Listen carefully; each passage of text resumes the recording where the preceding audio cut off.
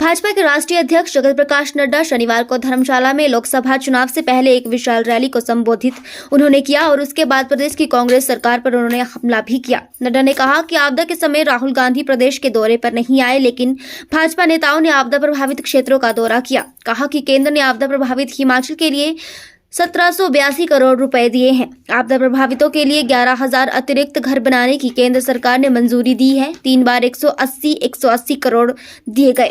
इसके बाद 400 करोड़ और फिर 199 और 200 करोड़ दिए गए। उन्होंने कहा कि प्रदेश की वर्तमान कांग्रेस सरकार अपने चहेतों को रेबड़ियां बांटने का काम कर रही है। भ्रष्टाचार हो रहा है। इस सरकार में बैक गियर लग गया है। पूर्व जयराम सरकार की ओर से जनता की सुविधा के लिए खोले गए 620 सरकारी संस्थानों की अधिसूचना वर्तमान कांग्रेस सरकार ने वापस ली। ना 1 लाख नौकरी मिली और ना कर्मचारी नियुक्त हुए। नड्डा ने कांग्रेस नेता राहुल गांधी की भारत जोड़ो यात्रा पर निशाना साधते हुए कहा कि ये भारत तोड़ो अन्याय यात्रा है। ये भारत जोड़ने नहीं तोड़ने के लिए यात्रा कर रहे हैं। कि आज हमारा देश, भारत देश आज बदली हुई परिस्थिति में अपने आप को देख रहा है। एक समय में हमारे देश के बारे में धारणा थी, ये भ्रष्टाचारी देश, ये पिछलग्गू, लोगों के पीछा करने वाला, अपने पांव पर खड़ा न होने वाला, स्वाभिमान के साथ समझौता करके रहने वाला, इस प्रकार की देश की छवि बनी हुई थी। लेकिन 2014 के बाद जब आदरणीय प्रधानमंत्री मोदी जी ने इस देश की कमान को संभाला और प्रथम सेवक के रूप में देश की सेवा शुरू की, तो आज हम कह सकते हैं गौरव के साथ कि बदली हुई परिस्थिति में भारत गौरवशाली देश के रूप में खड़ा हुआ है। एक विकास की ओर छलांग लगाने वाला देश खड़ा हुआ है और आत्मनिर्भरता की ओर बढ़ने वाला देश बना।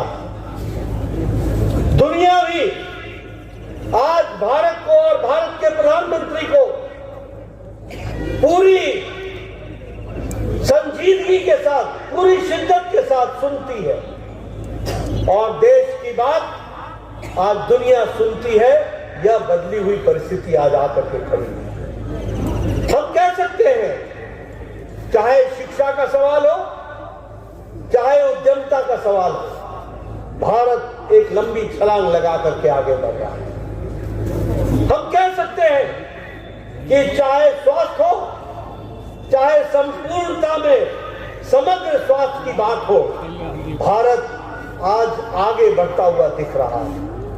हम कह सकते हैं कि सांस्कृतिक धरोहर की संरक्षण के साथ साथ शिक्षा को आगे बढ़ाने का काम आज भारत में विद्यमान होकर के आगे बढ़ रहा है। हम कह सकते हैं कि सामुदायिक रूप में भी जहां सशक्तिकरण हुआ है, वहीं संपूर्ण रूप में भी समाज के सभी वर्गों का सशक्तिकरण हुआ है। ये बदली हुई परिस्थिति है। आज कोई मेरा, तेरा, मेरी जाति, तेरी जाति, तू ऊपर का, तू नीचे का, तू ऊंचे पहाड़ों का, तू निचले पहाड़ों का, ये दूरियां समाप्त हो गई हैं और मोदी जी के नेतृत्व में सबका साथ, सबका विकास, सबका विश्वास, सबका प्रयास आगे बढ़ता है। जय श्री राम, जय श्री राम, जय श्री राम। मित्रों, अभी 2 दिन पहले अंतरिम बजट आया। मैं यहां आया हूं तो मैं अपनी आशा बहनों को और उनके साथ साथ आंगनवाड़ी की बहनों को बधाई देना चाहता हूं, क्योंकि जब मैं स्वास्थ्य मंत्री था तो मुझसे बहनें आया करती थी, मिलती थी, अपनी डिमांड्स को रखती थी। लेकिन आपको जानकर के खुशी होगी कि आज प्रधानमंत्री मोदी जी ने सभी आशा बहनों को और आंगनबाड़ी बहनों को आयुष्मान भारत के अंतर्गत 5 लाख रुपए का हेल्थ कवर देने का निर्णय ले लिया। मोदी जी का जय श्री राम, जय श्री राम, जय श्री राम। मोदी जी का जय श्री राम, जय श्री राम, जय श्री राम। मित्रों,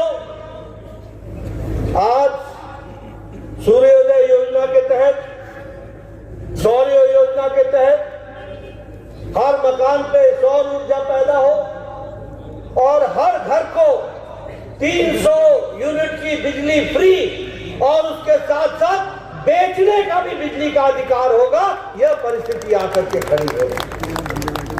और इसके लिए भी एक नई योजना, सूर्योदय योजना, उसको लेकर के आदरणीय प्रधानमंत्री जी ने आगे बढ़ाया।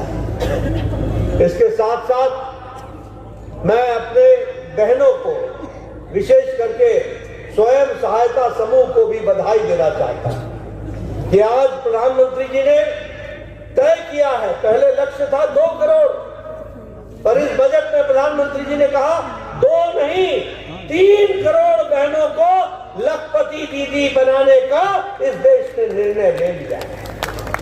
ये महिला सशक्तिकरण की दृष्टि से, हर दृष्टि से कार्य को आगे बढ़ाने का कार्य।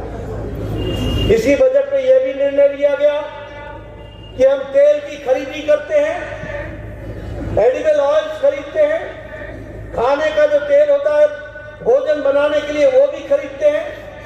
हम लोगों ने तय किया, मोदी जी ने तय किया है कि आत्मनिर्भर भारत बनाना है तो हमको आत्मनिर्भर इस दृष्टि से भी बनना पड़ेगा, आने वाले समय में हर तरीके का तेल का उपदान यहीं पर किया जाएगा। इस तरीके से हम आत्मनिर्भर की ओर बढ़ेंगे। मित्रों, मैं यहां यह भी आपको बताना चाहता हूं और मैं बार बार कहता हूं,